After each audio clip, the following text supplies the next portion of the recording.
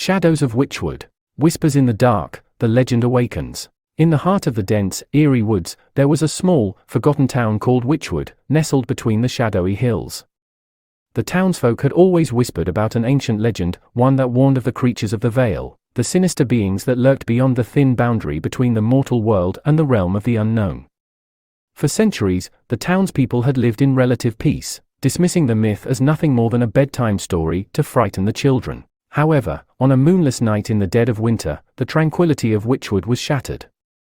The veil that separated the worlds began to tremble and tear, and from the rifts emerged creatures beyond their darkest nightmares.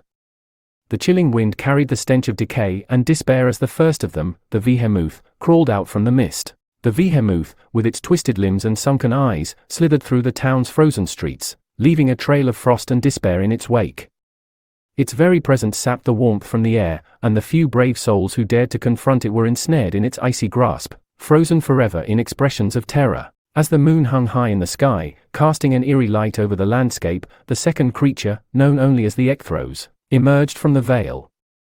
Its dark, shadowy form loomed over the town, enveloping the once glowing streetlights in an abyssal darkness.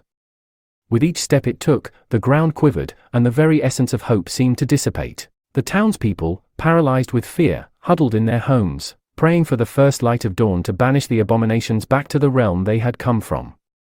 But the creatures were relentless, their hunger for the living insatiable.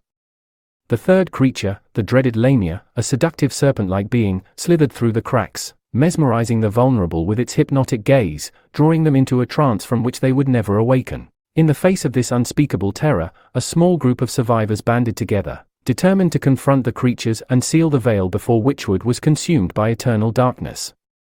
Armed with ancient texts and their dwindling courage, they ventured into the heart of the forest, where the Vale was thinnest. Their journey was fraught with peril, as the creatures sensed their every move, their hunger growing more insistent with each step closer to their lair. Finally, in the heart of the woods, the survivors found the rift, a swirling vortex of malevolent energy that threatened to consume everything in its path. With a final act of defiance, the survivors chanted ancient incantations and sealed the Vale, banishing the creatures back to the shadows from whence they came. As the first rays of dawn peeked over the horizon, Wychwood lay in ruins, a chilling reminder of the night when myth and reality collided. To this day, the legends of the Vale and the creatures that emerged from it are etched into the very fabric of Wychwood's history, a cautionary tale to all those who dare to tread too close to the edge of the unknown. And in the darkness of the night, when the wind whispers through the trees, the townsfolk still shiver, knowing that the Vale is but a fragile barrier between the world they know and the horrors that lie just beyond. Years passed, and Wychwood remained haunted by the echoes of that fateful night. The townspeople, though scarred by the memories, attempted to rebuild their lives amidst the remnants of the past. But the trauma had left an indelible mark, casting a perpetual shadow over the once thriving community. The forest, once a place of solace and wonder, became a forbidden realm, its secrets buried deep within the collective consciousness of the town. However, as the decades slipped by, whispers began to circulate once again. Strange occurrences were reported at the outskirts of Wychwood, odd markings etched into trees, chilling cries that carried through the night, and sightings of shadowy figures flitting through the trees. The elders, who had survived the horror of the creatures from the Vale, recognized the signs. The boundary was weakening once more. With a heavy heart, the survivors knew that they could not ignore the impending danger. They sought out the descendants of the original brave souls who had sealed the Vale and shared with them the ancient knowledge passed down through generations. Together, they prepared for the inevitable confrontation with the encroaching darkness. As the Vale threatened to tear asunder, the descendants braved the depths of the forest, armed not only with knowledge but with an unyielding determination to protect their home from the malevolent forces that sought to claim it. Guided by the fading memories of their ancestors, they sought out the site where the Vale was at its weakest, where the line between the mortal world and the realm of the unknown was blurred. With the echoes of their forebears' incantations guiding their own, they chanted in unison, their voices resonating with the power of their collective will. The ground trembled, and the air crackled with energy as they attempted to reinforce the barrier, to fortify the fragile boundary between their reality and the encroaching darkness. Yet, as they chanted, the creatures stirred once more, drawn by the tantalizing scent of fear and desperation. The Behemoth slithered from the shadows, its icy tendrils clawing at the very fabric of their resolve. The Ecthros, cloaked in darkness, cast a veil of despair over their courage, threatening to extinguish the last flicker of hope within their hearts.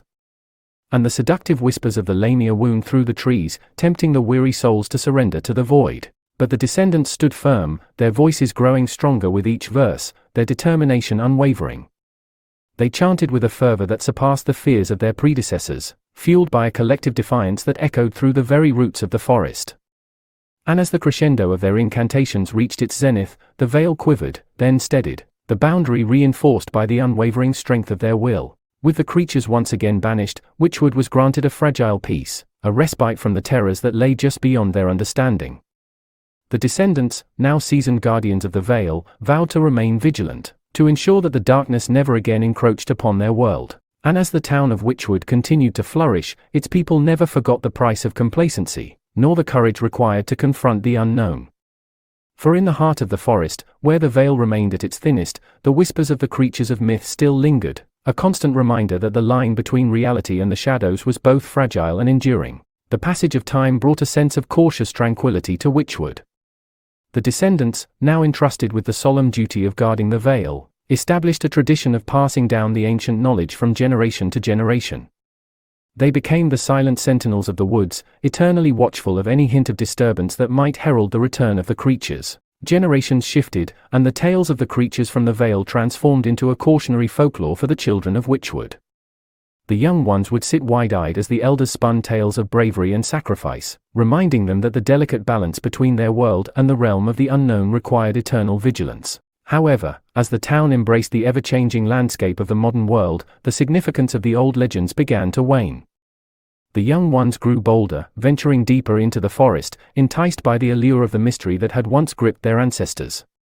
The warnings of the elders were dismissed as mere fables, relics of a superstitious past that had little place in the rational present. The descendants, burdened with the weight of history, watched with growing unease as the boundaries between the mortal world and the realm of the unknown blurred once more. Signs of the creature's return surfaced subtly at first, a whisper in the wind, a rustle in the undergrowth, a chill that seeped into the bones of those who dared to tread too close to the veil. Yet, the warnings of the guardians fell on deaf ears, drowned out by the hum of progress and the allure of exploration. The young ones, fueled by a sense of invincibility, pushed deeper into the heart of the forest, lured by the tantalizing promise of uncovering the long-forgotten secrets that lay shrouded within the ancient trees.